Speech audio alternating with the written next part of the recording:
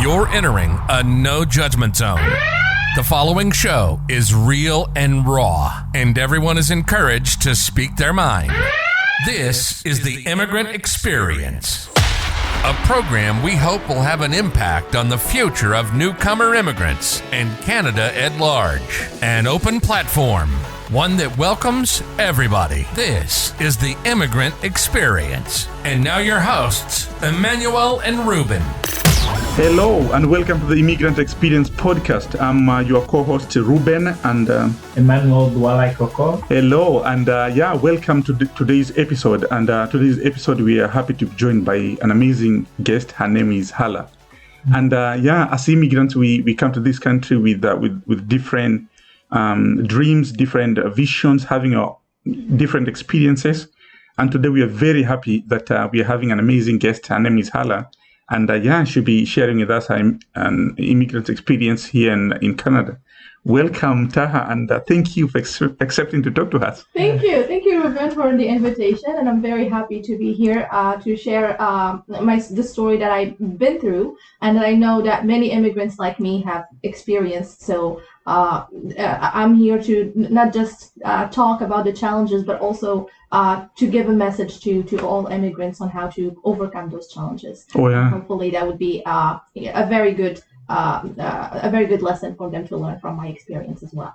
Oh yeah, and trust me, that's the main goal of this podcast. Yeah. Is trying to create a platform where we can share the experiences and getting even those who are coming this year, they get to learn from your experience. Then get a road, save their time. That's the hope. Is that they can learn from the mistakes that I made, from all the blocks that I had to overcome, and hopefully they can use what I learned to have a better immigrant experience. That's amazing. That's amazing. Really How is Ottawa? How is Ottawa? Well, the weather wasn't very welcoming, so I'm not sure how to feel about that. But it seems like a beautiful city, although a little bit too quiet for my taste. It's a quiet city. Comparing to Toronto, compared to Toronto, I'm a big city person. I'm from Casablanca, so it's very loud, very big, and I'm used to loud sounds. So if I don't hear loud sounds and a lot of crowd, I don't feel at home. So Then Toronto is a perfect match for you. Oh yeah, absolutely. Like I walk down the streets and I feel like I belong. This is my home. I never lived anywhere else. Oh yeah, and maybe first thing first. Who is Hala? And maybe you can share your name, your background. So my name is Hala El-Wala. So I'm from Morocco, born and raised. For 29 years, I spent my life in Morocco, and although I had the idea of living abroad, I was never able to do so until until I finished my PhD, and then I was able to get my visa to as a permanent resident to get to Canada. The reason I moved was it's not because my situation was difficult, because I actually had a very good job. I was teaching at a university, working as a project manager. Like my situation wasn't bad in Morocco. It was very good. The issue that I had is that I felt that I wasn't learning anymore. That there was things were repeating itself at work. So there's a culture of just sticking with the routine and not trying to improve, not trying to move forward, and that's against my philosophy and my and who I am. I decided that I needed a change, that I needed to move from there. So that's why Canada happened. Now, obviously, it wasn't just a whim. I had some Canadian friends who talked me into it, so they were like that I would be a perfect fit because of who I am, and they said that with my qualification I shouldn't have trouble finding a job. And I did my due diligence. I contacted Prearrival services to try to get their advice on how what I should do to prepare. Some of them did give me the right information, to build my network, to work on my resume and whatnot. Others were like, no, you won't have a problem. You don't need to find the survival job. All you have to do is just get yourself down to Canada, and everything should work for you. Like that was the feedback that I got. Again, not all of them, but some of them didn't have the right information. And maybe not to cut it, but to take you back. You said you finished your PhD. What is your PhD in? So my PhD is in applied mathematics and automatic control. So my application was in robotics. So I'm trying to use control theory to give a robot automatic reflexes to move from one step to the other. And to avoid obstacles. And with tech jobs coming up, and all that dream, we're moving digital. So it was the right move for me to come to Toronto because it is the hub of IT and tech. It is the international hub. So that's why I chose Toronto, because I did my research and I knew that's the place for me. But I was actually surprised that when I got there, there wasn't much response from recruiters or companies when I'm applying.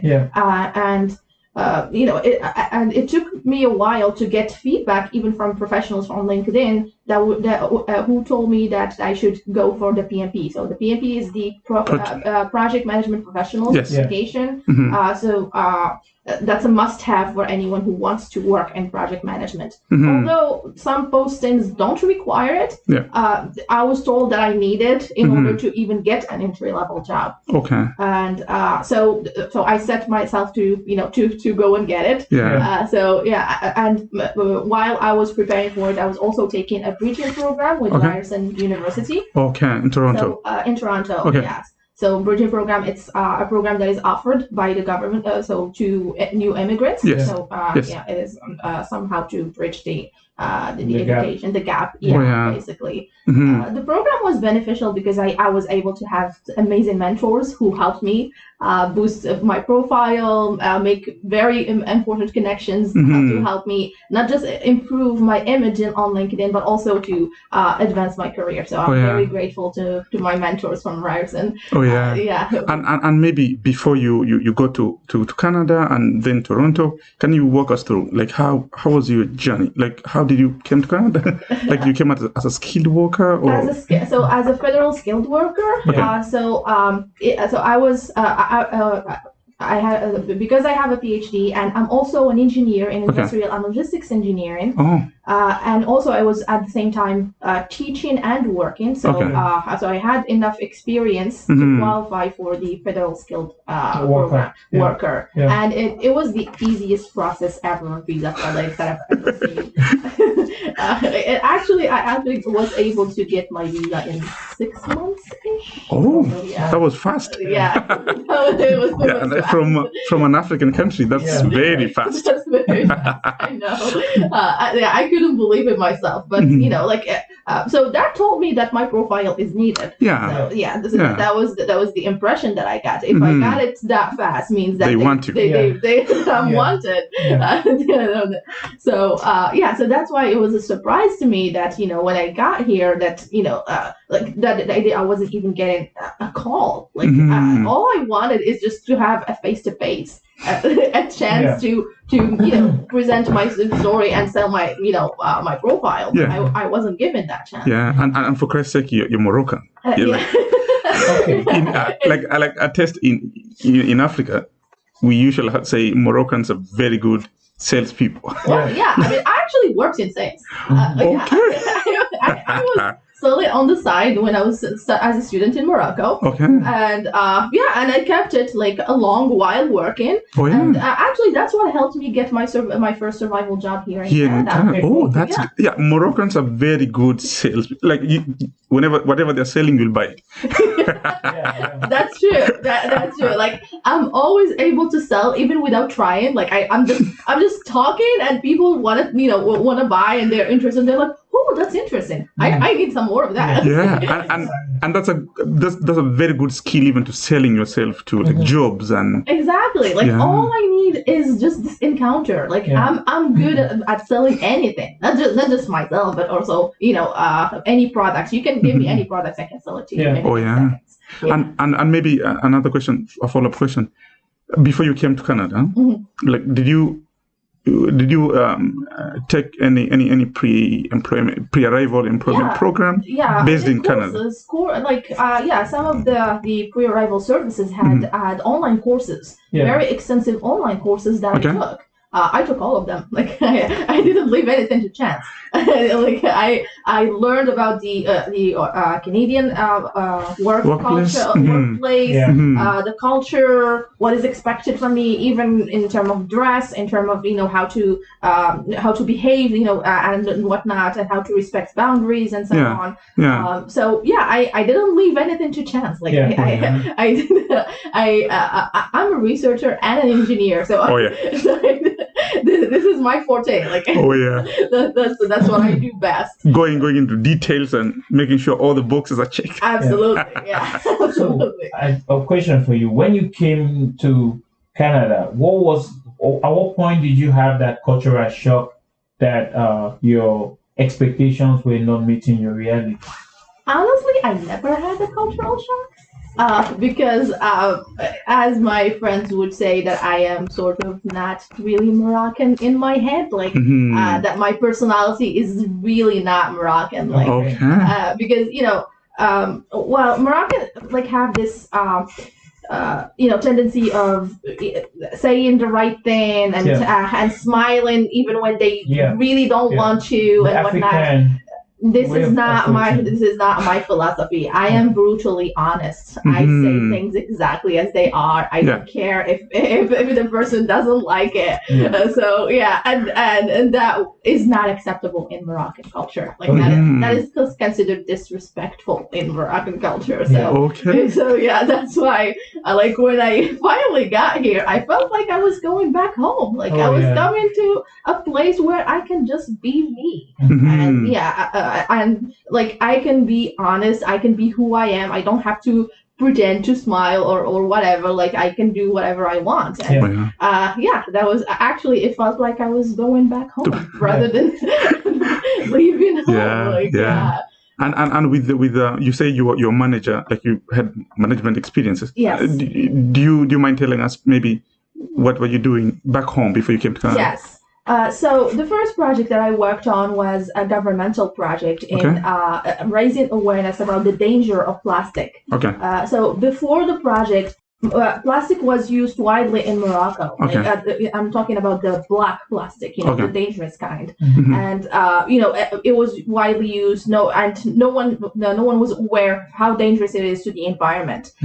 So the project was on two phases. The first phase was just to have an exposition where we have visitors coming in, and we teach them about the origin of plastic and some alternatives to plastic and the danger of how the plastic endangers the environment and kills the birds and whatnot. So that was the first phase, and it was an amazing success because we got we went beyond the number of visitors that we were targeting. So we were targeting at least 3,000 students. So we got more because we got requests from schools that wanted to come to the exhibit. So we didn't have to look for schools; they were requesting to come to the exposition, and we were able to do this in the major cities of Morocco. So we repeated the exposition. The second phase was to target stay-at-home mothers because they're the most influential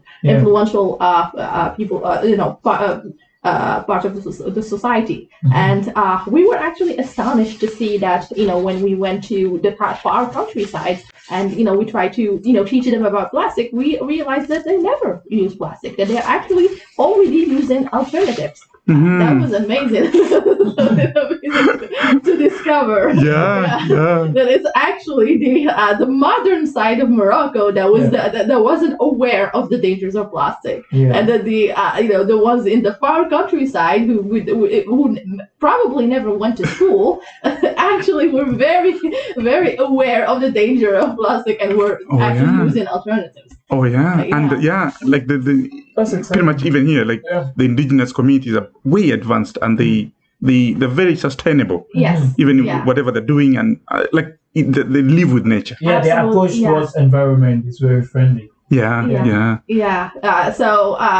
thanks to the project now, it is illegal to use the black plastic in Morocco. So everywhere you go in any supermarket, you won't find that plastic in the supermarket. That's exciting. That's amazing. You're part of that advocacy. It was amazing. It was amazing to feel that that I have an impact on the lives of others. And changing the way we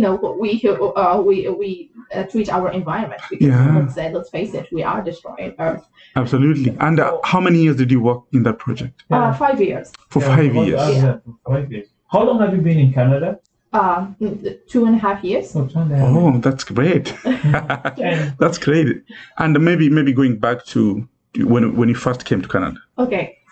Have you, in your journey, like looking for jobs and writing resumes and sending job applications, what steps have you taken to make sure your resume catches the attention of the employers? I actually hired a professional resume writer before coming to Canada. Okay. Yeah, I contacted from Canada, like a professional resume writer. Like here in Canada? Yeah, and I actually paid $400 for that. Just to be sure that my resume fits the Canadian standard. I didn't want to leave anything to chance. I was like, okay, $400, but at least I know that there's nothing, that I'm missing out in terms of the requirement. I contacted them and they helped me write it. Obviously, we had to write it together because the writer has the English level but doesn't have the knowledge. Exactly. So we wrote it together, and that's what I was using when I got here. I also had joined the PMI mentorship program, and I was matched with a mentor who helps me greatly, especially in preparing for the certification. So he gave me very good resources, in how to prepare for the PMP and whatnot. But I was doing networking, a lot of networking, and the advice that I was getting is go get the PMP. That was that was the advice that I was getting. I was gonna ask you that, with the help of the resume you did that help you? How helpful was that resume when you not much, because it only got me the survival job. But I only got the survival job by downgrading my resume, so by taking out the PhD part. So I had to take that out in order to get the survival job as an account manager in sales. And that's a very good point. So, sending a resume with a PhD in a job that doesn't need PhD, then they consider you absolutely overqualified. I mean, even without the PhD, I was considered overqualified. Why is that? My manager was worried that I wouldn't stay with them. Okay. And the only reason I was able to get the job is telling them that I actually didn't plan on leaving for at least a year. So, okay. Then they know. She's here to stay, not just to. So basically, that's how I was able to get the job, because he was, even without the PhD, as far as he was concerned, I was still overqualified. And the job. I don't get into the job you're doing right now, but with whatever you're doing right now, and is it your dream job? What you wanted to be doing right now? I am in phase 1 in my dream job. Yes. Okay.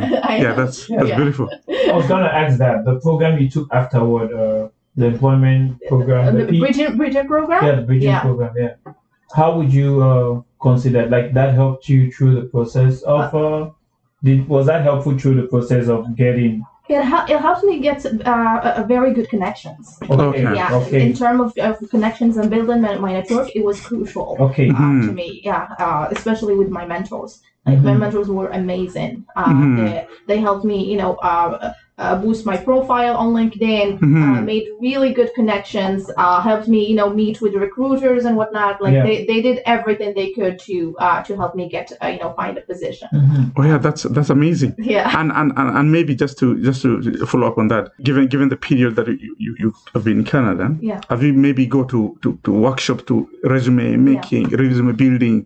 No, I didn't need to do that because what I realized is that the issue with my application had nothing to do with my resume. Okay. Like I've actually had to show my resume to one of those services, and they told me there's nothing we can tell you to improve on. I was actually told this, So definitely your resume you made when you came was actually good enough. It was actually good enough. Oh yeah. And how many jobs have you sent your application? And how many? I can't count them. Like more than hundreds. You've been listening to the Immigrant Experience, a program we hope will have an impact on the future of newcomer immigrants and Canada at large. We hope you enjoyed the show, and if you did, make sure to subscribe, like, and share. We'll be back soon, but in the meantime, hook up with us on Instagram at Anyo_2021. # the Immigrant Experience. See you guys next time.